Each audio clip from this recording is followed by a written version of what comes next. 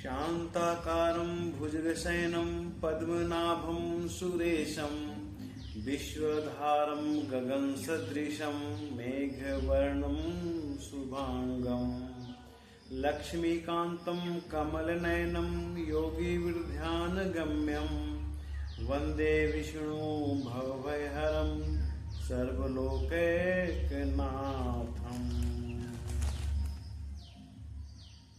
जय श्री राम। ये सर्वविदित है कि कर्मों का फल देवताओं के साथ साथ राक्षस या इंसान सभी को भुगतना पड़ा है। और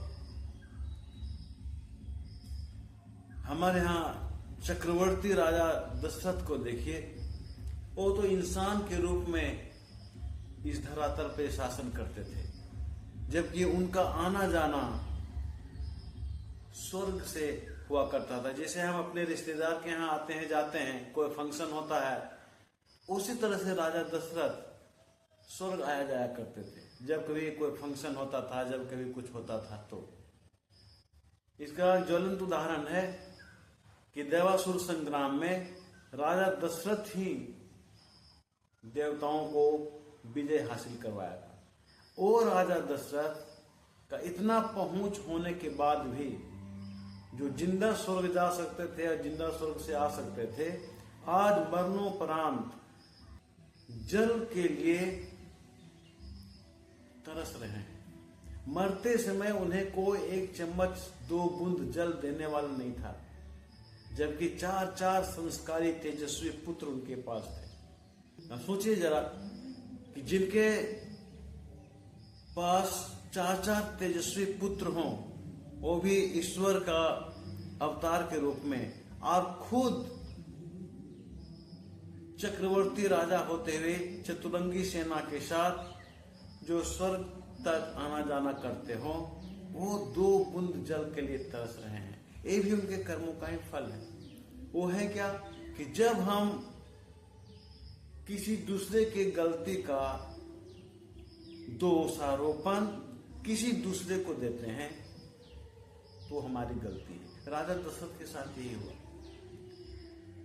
राजा दशरथ के बड़े पुत्र श्री राम का तो वन गमन पहले से निश्चित था, उसी के लिए तो उनका अवतार ही हुआ था, लेकिन वो दोषारोपण कर रहे हैं कैकेयी के ऊपर। भला बुरा जली कोठी सब कुछ सुनाए कैकेयी को। परिणाम ये हुआ कि अंत समय में 2 बूंद जल देने वाला 4 पुत्रों में से कोई भी उनके पास नहीं रहा।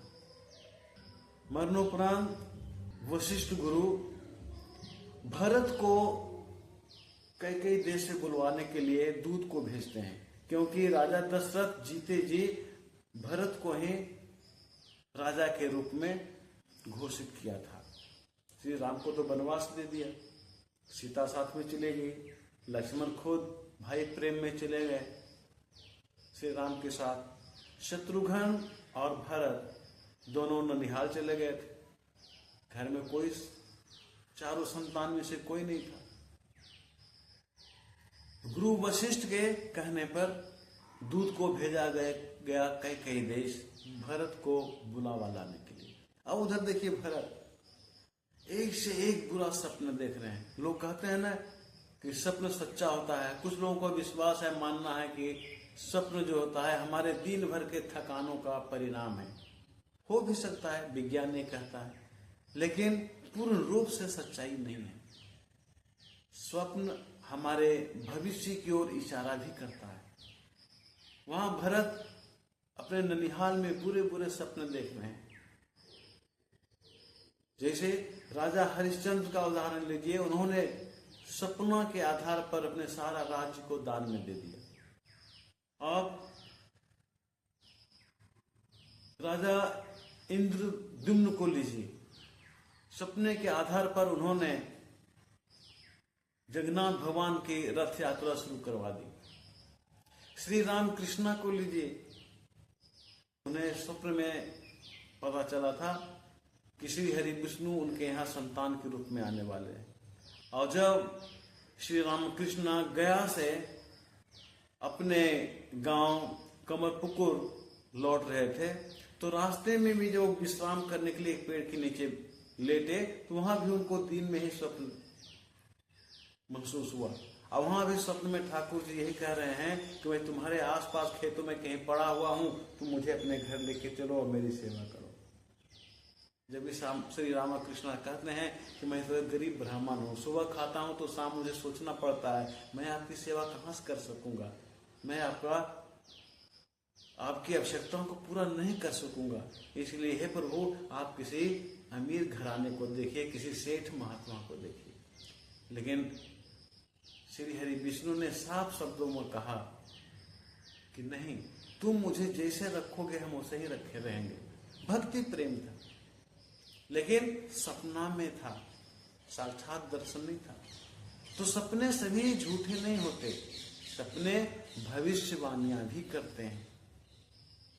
भरत सपना वही देख रहे हैं कि राजा दशरथ लाल रंग के फूल की माला पहने हुए, लाल चंदन का टीका लगाए हुए उस रथ पे बैठकर दक्षिण की ओर जा रहे हैं, जिस रथ में घोड़ा के जगह पर गधा लगा हुआ है।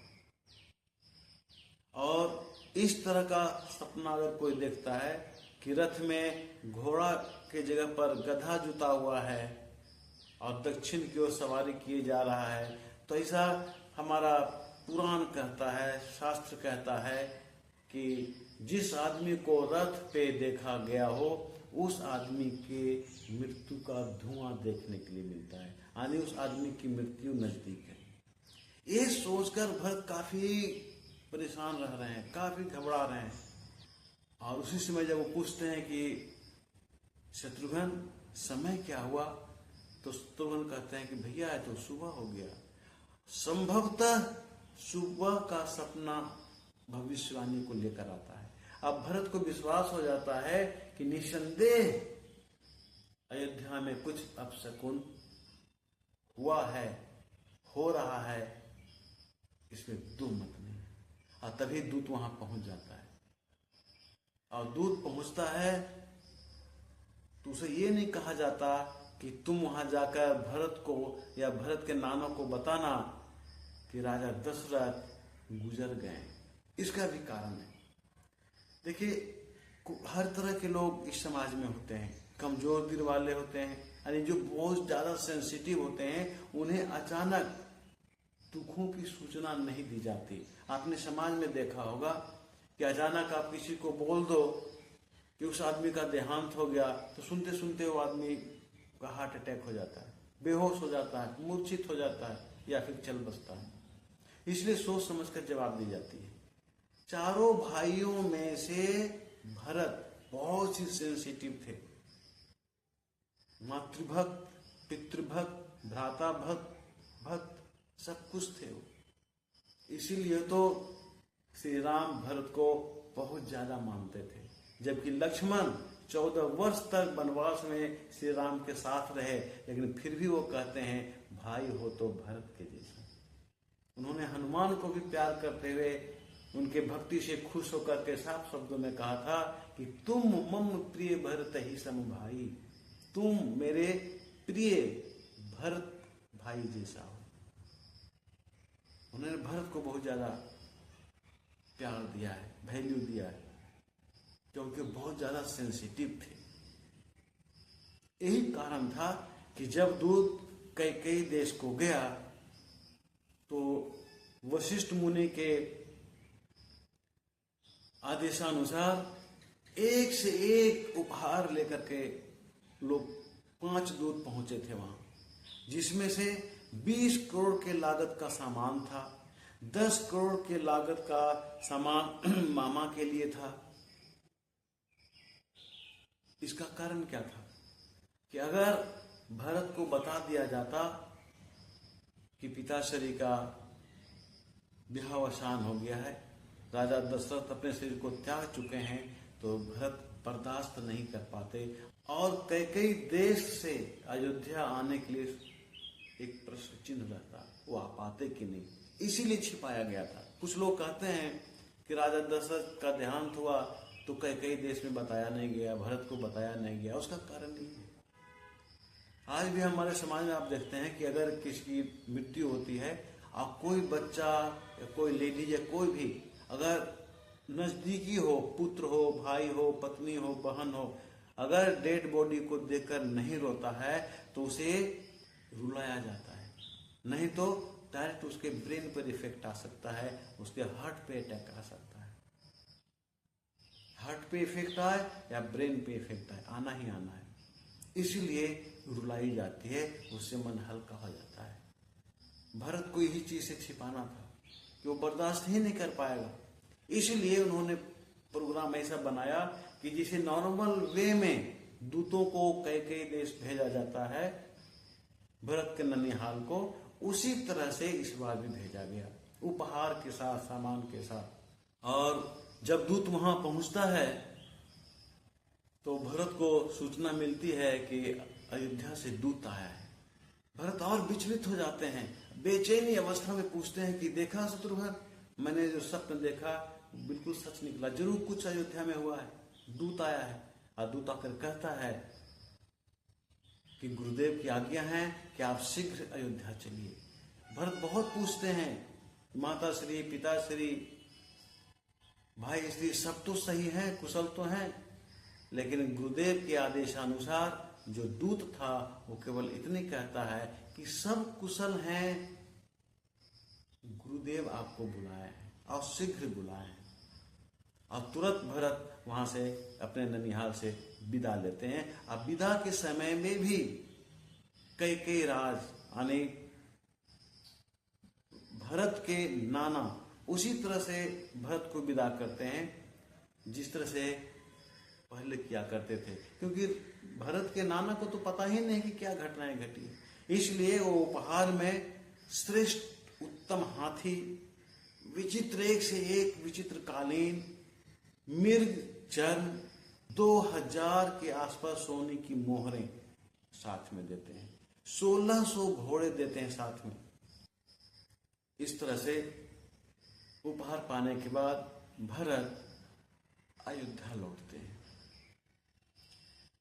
ये देखिए, भरत को राजा दशरथ ने पहले ही घोषित कर दिया है कि मेरे मरणोपरांत या मेरे बाद भरत राजा होगा, लेकिन उसे पता नहीं है, उन्हें पता नहीं कि हमें राजा बननी है। राजा बनने जा रहे थे श्री राम, उन्हें यह पता नहीं था कि हमें वनवास जाना है। कैसा समय है, जिनका राज्याभिषेक होने वाला है उसे पता नहीं और वो अपने स्थान पर है नहीं, और जिनका राज्याभिषेक हो रहा था उन्हें ये पता नहीं कि हमको वन जाना है। एक समय का चक्र है, इसलिए हमें कभी भी अपने ऊपर किसी तरह का गर्व नहीं करना चाहिए, घमंड नहीं करना चाहिए। समय बहुत बलवान होता है और हमें अपने कर्मों का फल तो मिलना ही मिलना है।